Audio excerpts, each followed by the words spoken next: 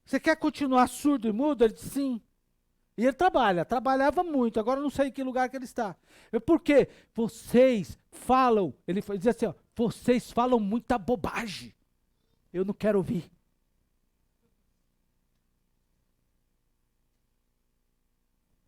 Estou bem. Eu deito. Ele fala, eu deito.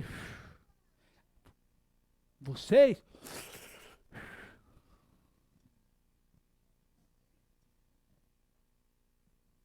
O cara trabalha, viu? Mas eu quero falar de Jesus para você, então fala. Aí tem que ter a turma do Libras. Cadê a turma do Libras? Nós estamos transmitindo o culto pela internet, neste momento, mas tinha que ter alguém interpretando Libras. A nossa irmã da Libras foi embora. Cadê o outro?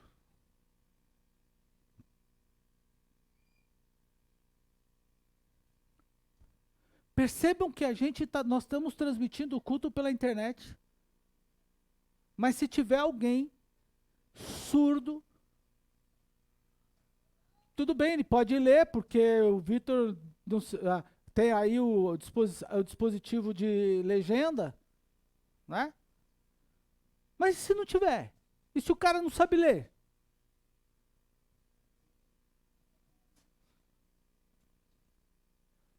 Esta noite, Deus faz uma pergunta para esta igreja. Queremos pregar a quem? Pregar a toda criatura, irmãos, implica em falar para os especiais, implica em falar para os que não são especiais, implica em falar, por exemplo, para aqueles que são de outras nacionalidades. Temos que falar para aqueles que são de outras nacionalidades. Vocês viram o número de venezuelanos que estão trabalhando nos comércios? Viram? Viram? Alguém já viu aí o número de estrangeiros nos comércios aqui da região? Temos que falar de Jesus para eles. Muitos. Em muitos casos, olhe para mim, eu não estou fazendo denúncia, não. Eu não estou fazendo denúncia. Não, não estou. Mas em muitos casos, eles são explorados financeiramente. Até terem os seus direitos legais no país, são explorados. Você acha que não tem explorador? E aonde? E quem é o crente que vai então anunciar o evangelho para essas pessoas? Porque a Bíblia nos diz, nos orienta a falar também aos estrangeiros. Estamos estudando Jeremias, lá na teologia, e Jeremias deu uma missão clara aos habitantes de Judá. Não esqueçam dos estrangeiros. Vocês precisam ter o olhar para os estrangeiros. Esta igreja precisa ser missionária. Esta igreja precisa pregar para crianças, precisa pregar para adultos, precisa pregar para estrangeiros, precisa pregar para especiais. Essa igreja precisa avançar para todos esses cantos, para todas essas áreas. Ela precisa entrar, irmãos, nos convívios. Entrar e pregar. Precisa entrar e precisa pregar. E tem hora que a gente entra, busca uma pessoa, arranca ela lá de dentro daquele lugar e diz, vem comigo. Ela vem cheia de problemas, mas vem. Ela vem cheia de problemas, mas vem, irmão, e não importa. Quem purifica, quem santifica, quem salva, quem transforma, não é a igreja, é Cristo.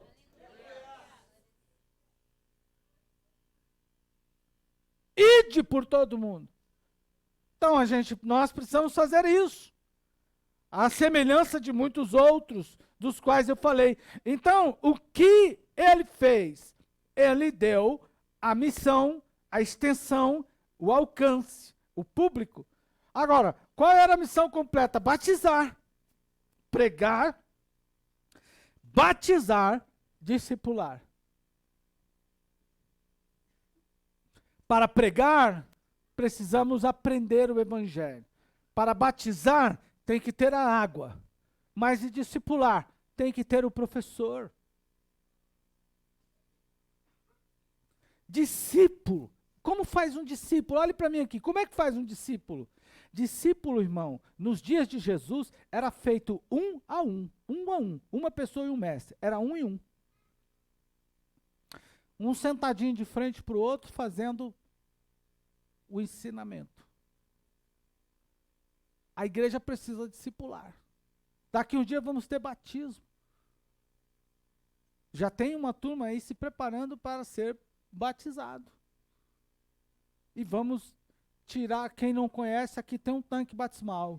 Então a gente vai tirar aqui essa turminha aqui, e vamos encher esse tanque e batizar umas pessoas. Mas tem o trabalho do discipulado. Eles precisam aprender quem é Cristo. Eles precisam aprender quem é Deus, Pai. Precisam aprender sobre o Espírito Santo. Precisam entender a Trindade. Precisam entender a Bíblia. Quem escreveu a Bíblia? A Bíblia foi escrita por homens? Foi escrita por quem? Precisam entender o que é a igreja. O que é a igreja no sentido místico. O que é a igreja no sentido físico. Como esta que estamos vendo aqui. Precisam entender o que é arrebatamento. Precisam entender o que é o céu. Precisam ter certeza do que é santificação.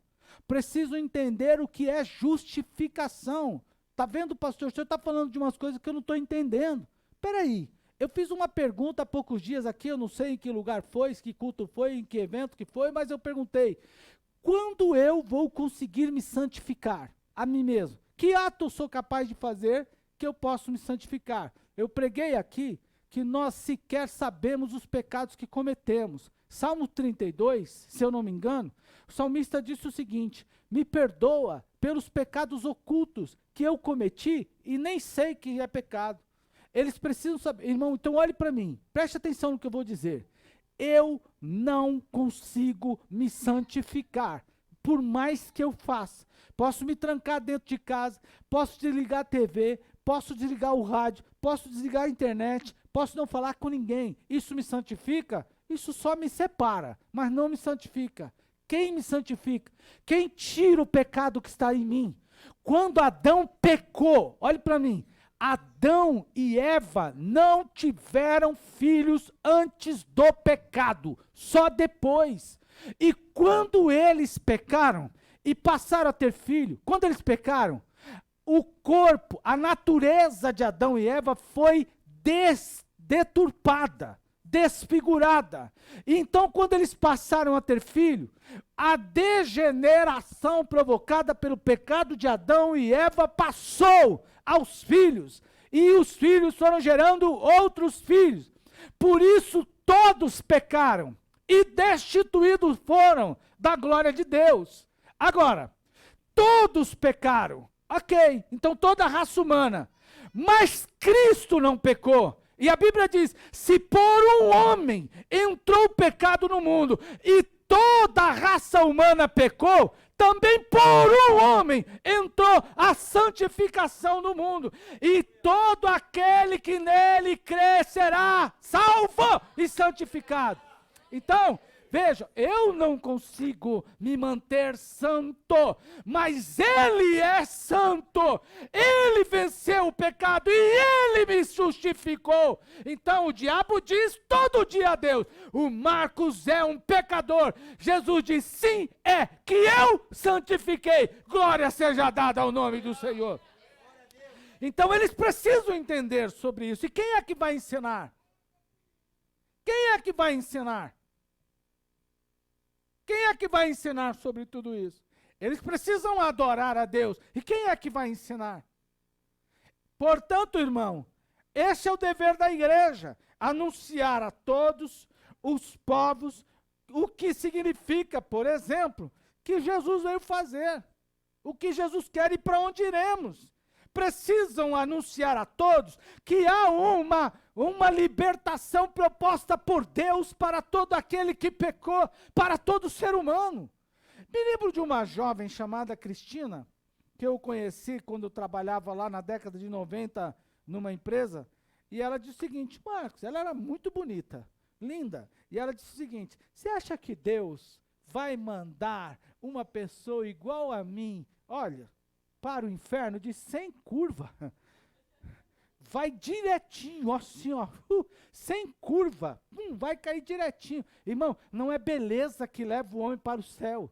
Não é dinheiro que leva. Quanto custa a minha passagem para o céu? Não é nome, não é fama, não é grandeza, não é estatura, não é corpo, não é estética, não é nada disso que leva o homem para o céu. Mas o que leva? Jesus deixou claro. Ele não disse, eu sou um caminho. Ele disse, eu sou o caminho, a verdade é a vida. Ninguém vem ao Pai se não for por mim. O caminho para a salvação é Cristo. Aleluia! Você pode levantar a mão e dar glória ao Senhor. É um apelo esta noite que Deus faz. É um apelo que Deus faz à igreja. Mas aqui tem um povo inteligente. Nós podemos falar, ouvir, pensar, fazermos tudo. Somos livres, não somos? Pegamos o nosso carro, olhe para mim, pegamos o nosso carro. Há poucos dias fiz uma pergunta a uma pessoa que ela ficou desconcertada, não soube como responder. E disse assim, eu estou desgostoso da vida, tenho vontade de morrer. Eu falei, é? Por quê? Porque isso eu não estou conseguindo fazer, isso aqui também não estou conseguindo fazer. Então eu perguntei, qual a sua idade? Ele disse a idade. Falei, quanto trabalho você teve? Tanto. Trabalhou quantos anos? Tanto. Quantos carros comprou? Tanto. Ganhou quanto de dinheiro? Tanto. Está aposentado? Estou. Ganha quanto? Se casou? Casei. Teve quantos filhos? Tive tantos.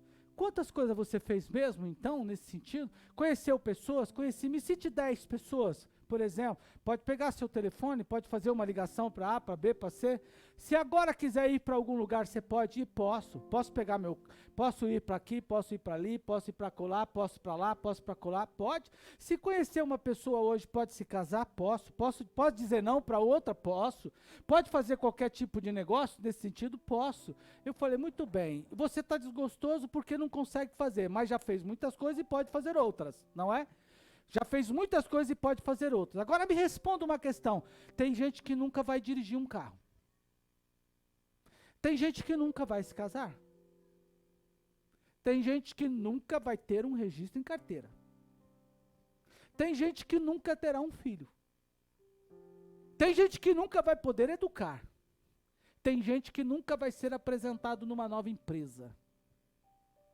Quantas empresas novas você trabalhou? Você trocou? Lembra? E eu fui perguntando. Lembra da sua primeira empresa? Lembro, tal lugar, tal lugar. Lembra da segunda? Lembro, tal lugar, tal lugar. Lembra da terceira? Lembro, tal lugar, tal lugar, tal lugar. Lembra do teu salário? Qual foi o teu melhor salário? Quando foi comprar o seu primeiro carro? Eu lembro como foi comprar o meu primeiro carro. Você se lembra? Quem comprou o carro aí? Se lembra como foi comprar o seu primeiro carro? A Mancida está no primeiro. E está difícil de fazer ela soltar esse primeiro. Que ela gosta desse tatuzinho. Olha só, irmão. Preste atenção. E eu perguntei a ele, você se lembra do primeiro? Lembro. Lembra do segundo? Lembro. Dos carros que você teve, qual você mais gostou? Do A, do B, do C? Eu disse, tem gente que nunca vai ter. Tem gente que nunca vai ter. Qual era a cor do carro que você mais gostava? Ele disse tal. Eu falei, tem gente que nunca vai ver. Se Deus não curar, ninguém nunca vai ter. Se Deus não curar, ninguém nunca vai ver. Alguém nunca vai ver, quero dizer. Irmão, vocês são inteligentes, diga glória ao Senhor. Uns aqui têm facilidade para uma coisa, outros têm facilidade para outras, outros para outras. Aqui, Deus tem uma multidão de gente inteligente. Tem gente aqui que desenrola uma coisa muito rápido. Tem gente mais paciente, tem outros que não. Você é inteligente, glória ao Senhor. Agora olhe para mim. Por que não colocar a sua inteligência a serviço de Deus?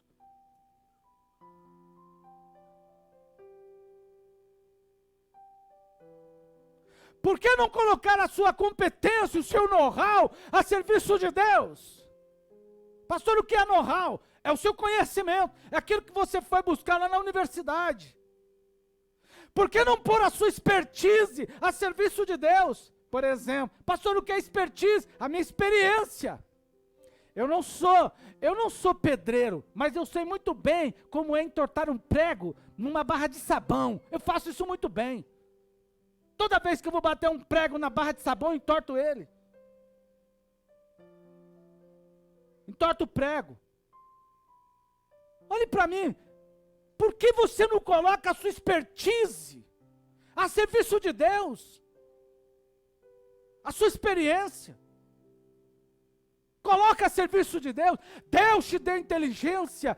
Olha aqui, irmão, todos os que aqui estão são inteligentes. Quem não sabe ler, tem a possibilidade de aprender. Tem professores aqui. Quem não sabe escrever, pode aprender. Quem não conhece a língua de sinais, pode aprender. Aqui não tem ninguém não dotado de inteligência. Todos aqui são inteligentes para a glória de Deus.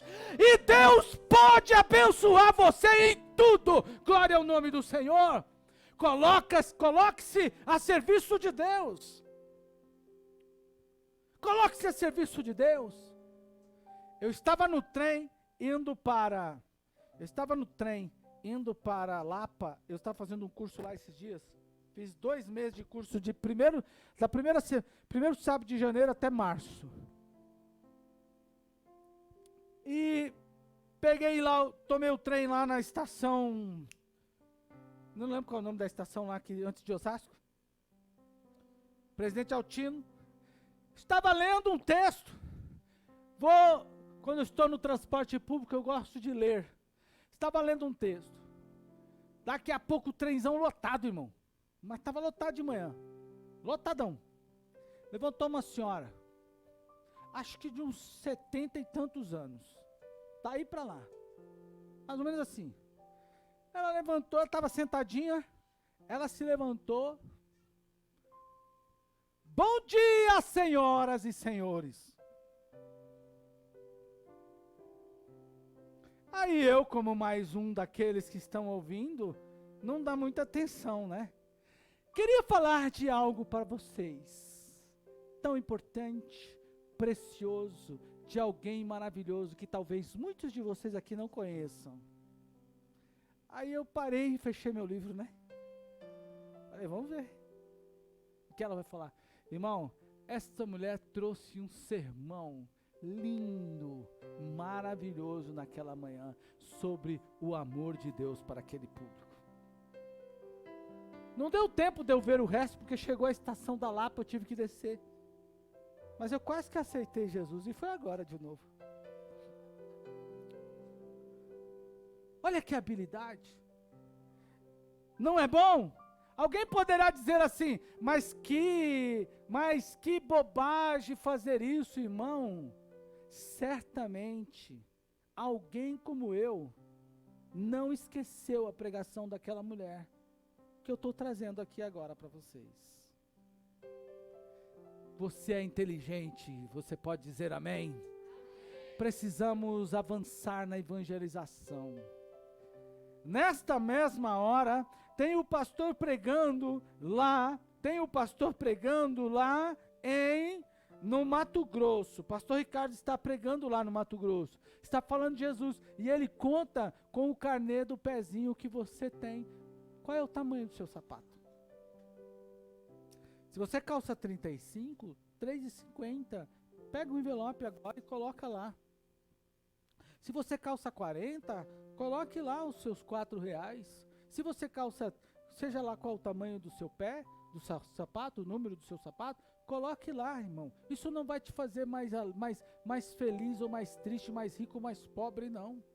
Mas com certeza vai ajudar o pastor que está lá pregando. O pastor que está conosco também, lá, que a gente está enviando uma ofertinha para ele, lá no Moçambique, irmão, que mora numa situação horrorosa, terrível, está lá falando de Jesus, enfrentando os piores desafios. o outro pastor a quem nós estamos ensinando, os outros dois, também estão. Essa semana mesmo ele mandou uma foto, uma imagem, o Jonatas deve ter visto, né? Tá lá no grupo, nasceu um caroço enorme aqui, operou, tirou aqui quase uma carne enorme daqui. Ele falou, olha pastor, estou desde segunda-feira visitando os hospitais, mas mandou uma imagem do hospital, mas graças a Deus tiraram isso daqui de mim, o caroço. Eu tenho ele aqui, poderia mandar aqui para vocês, mas mesmo assim pregando o evangelho, anunciando a Jesus. E hoje eu tenho um desafio para nós, para todos que aqui estão. Vamos então avançar no processo de evangelização? Se Jesus estivesse aqui perguntando, quem vai atender ao meu chamado de ir a todo canto, a todo mundo e pregar o evangelho a toda criatura? Quem poderia dizer? Quem diria eu vou? Quem diria conte comigo, Jesus? Quem disser eu não vou porque tenho medo de demônio, Jesus falou, não se preocupe, no meu nome expulsarão os demônios. Quem disser eu não vou porque eu não sei, por exemplo, eu não tenho dons para falar em outras línguas, Jesus diz, não se preocupe, no meu nome você vai falar outras línguas. Pastor, mas eu tenho medo de serpentes, e agora, o que eu vou fazer? Em meu nome, disse Jesus, pegarão nas serpentes. Não quer dizer que você vai fazer o culto de serpentes, não, irmão. Lá na cidade que eu fui pregar, no estado do... qual foi esse estado? Foi no estado do Paraná, não me lembro qual o nome da cidade, estava pregando, irmão, aí fomos dormir à noite, na casa de madeira, e de repente você olha de ladinho, aquela bitela daquela aranha descendo pela parede. Meu Jesus, agora perdoa meus pecados, que ela vai pular em mim, vai me matar. Se eu cometi algum erro, quero ir para o céu. Irmão, olhe para mim, Deus vai te livrar de tudo. As pessoas vão te amaldiçoar, vão espraguejar você, vão criticar você, não se preocupe, Deus vai te livrar de tudo. Você crê nisso? Diga glória ao Senhor.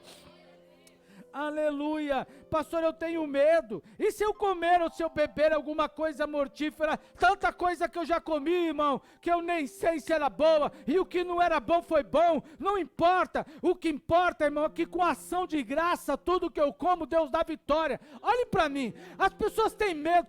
Eu não vou comer isso, eu não vou comer aquilo, eu não vou comer aquilo outro. Olha num lugar, vou comer aquilo, irmão. O apóstolo Paulo pergunta o que é o ídolo. Ídolo nada é. Paulo disse o que é o ídolo, ídolo nada é. E um alimento sacrificado ao ídolo é o quê? Se o ídolo não é nada, o alimento sacrificado ao ídolo é o quê? Nada também. Agora, o que escandaliza não é o alimento sacrificado ao ídolo, é o irmão que tem medo. Mas não importa, irmão. A comida, a pessoa pode ter feito isso, pode ter feito aquilo, pode ter feito aquilo outro, pode ter macumbado, pode ter feito o que quiser, não importa. O apóstolo Paulo diz que com ação de graça tudo é bem-vindo para a glória do nome do Senhor.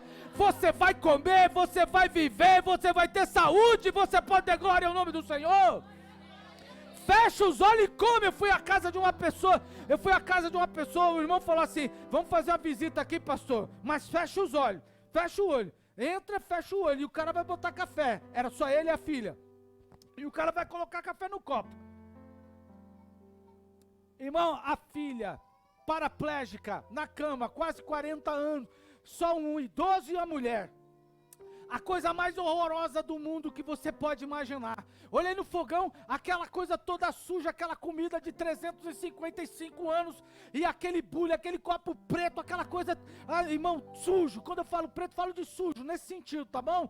Aí, irmão, aquela coisa mais estranha, e então o sujeito veio, nossa, que bom, o pastor tá aqui, que alegria, deixa eu passar um cafezinho. Pegou o copo, jogou no mesmo coador, que já estava lá a vida toda, passou aquele, toma, pastor, um cafezinho, e eu disse, glória a Deus, e agora?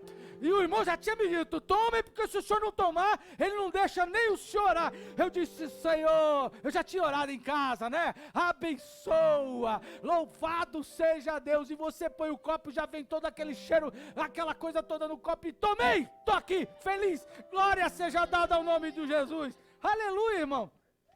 mas falei do evangelho para ele e disse: olha, Deus ama a sua filha, Deus tem um plano na sua filha, Ele tem poder, Ele pode restaurar a vida da sua filha. Olha, eu estou vendo os irmãos aqui estão se limpando, é assim mesmo, irmão.